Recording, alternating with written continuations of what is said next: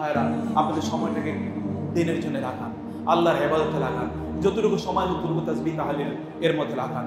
আপনার অনেক সম্পদ দরকার, লা হাওলা ওয়ালা কুওয়াতা ইল্লা বিল্লাহ মিন কানজিল জান্নাহ, জান্নাতের গুপ্ত ধনের নাম হচ্ছে লা ইলাহা ইল্লাল্লাহ। লা ইলাহা ইল্লাল্লাহ পড়েই দেখেন। ফাতেমা রাদিয়াল্লাহু তাআলা আনহা রাসূলুল্লাহ সাল্লাল্লাহু আলাইহি ওয়াসাল্লামের কাছে গেলেন, বলেন ইয়া রাসূলুল্লাহ হাযিহি তুআম আল মালায়েকা, ইয়া রাসূলুল্লাহ ফেরেশতাদের খাবার হলো সুবহানাল্লাহ, আলহামদুলিল্লাহ, আল্লাহু আকবার। আমাদের খাবার কি? আমার বাসায় তো কোনো খাবার নাই, আমার খাবার কি? আমাদেরকে একটা খাবারের কথা বলেন। রাসূল বলেন আমার ঘরেও তো 2 মাস পর্যন্ত চুলা জ্বলে না। ঠিক আছে, তোমরা যাও, সুবহানাল্লাহ, আলহামদুলিল্লাহ, আল্লাহু আকবার, লা ইলাহা ইল্লাল্লাহ পড়ো, তুমি আল্লাহর কাছে প্রার্থনা করো। আল্লাহ সুবহানাহু ওয়া তাআলা তোমার জন্য যা রিজিকের দরকার, আল্লাহ তাআলা সেই রিজিক তোমাকে গ্যারান্টিড আল্লাহ তোমাকে তাই প্রদান করবেন। যুবকরা, আপনার চাকরি হয়, আল্লাহর কাছে চান। আপনাদের সন্তানদের বিয়ে হয় না, আল্লাহর কাছে বলুন। মেয়ের বিয়ে হয় না, আল্লাহর কাছে বলুন।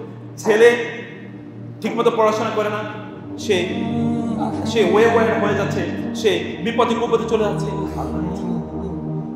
আপনার পড়াশোনায় মন বসছে না, যুবকরা যারা আছেন আল্লাহর কাছে বলুন। ব্যবসা বাণিজ্য ভালো যাচ্ছে না, আল্লাহর কাছে বলুন। বিয়ে শাদী হচ্ছে না, আল্লাহর কাছে বলুন।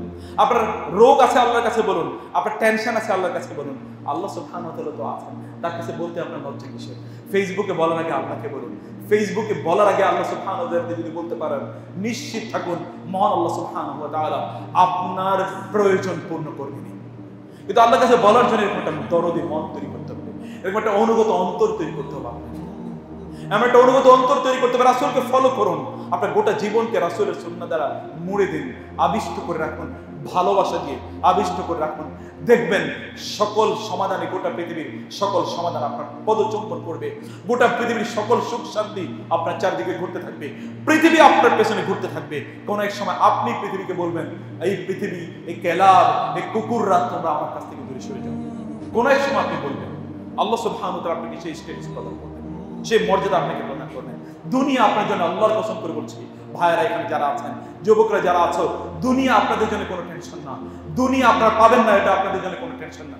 দুনিয়া পাবেন, এটি আপনাদের জন্য টেনশন। রাসূল সাল্লাল্লাহু আলাইহি ওয়াসাল্লাম বললেন যে তোমরা দুনিয়া পাবে না, এই টেনশন আমি করি না, বরং আমি টেনশন করি তোমরা দুনিয়া পাবে, আর দুনিয়া পাওয়ার পর তোমরা সেগুলো নিয়ে কামড়াকামড়ি করবে। আমি এটা নিয়ে বরং তোমাদের ব্যাপারে টেনশন করি। ওয়া তানাফাসুহা কামা তানাফাসুহা ফাতুহলিকাকুম কামা আহলাকাতুম। পূর্ববর্তী জাতিগুলো দুনিয়া নিয়ে যেরকম ভাবে কামড়াকামড়ি করে ধ্বংস হয়ে গিয়েছিল, তোমরা ধ্বংস হয়ে যাবে, বরং আমি এটা নিয়ে তোমাদের ব্যাপারে ভয় পাই। অতএব আমিও আপনাদেরকে নিয়ে তাই ভয় পাচ্ছি। আপনারা আল্লাহর কাছে আত্মসমর্পণ করুন, আল্লাহর কাছে আপনাদের প্রার্থনাগুলো তুলে ধরুন। আল্লাহ সুবহানাহু ওয়া তাআলা আমাদেরকে কবুল করে নিন। আল্লাহ সুবহানাহু ওয়া তাআলা আমাদের পরিবারগুলোকে কবুল করে নিন। আল্লাহ সুবহানাহু ওয়া তাআলা আমাদের ইবাদতগুলো কবুল করে নিন। আল্লাহুম্মা ইন্না সালাতি ওয়া নুসুকি ওয়া মাহইয়ায়া ওয়া মামাতি লিল্লাহি রাব্বিল আলামিন। আল্লাহ, আমার জীবন, আমার মরণ, আমার কুরবানি, আমার ইবাদত, আমার গোটা জীবন তোমার জন্য আল্লাহ তুমি কবুল করে নাও। আল্লাহ আল্লাহ এখানে বৃদ্ধরা যারা আছে তাদেরকে কবুল করে নাও।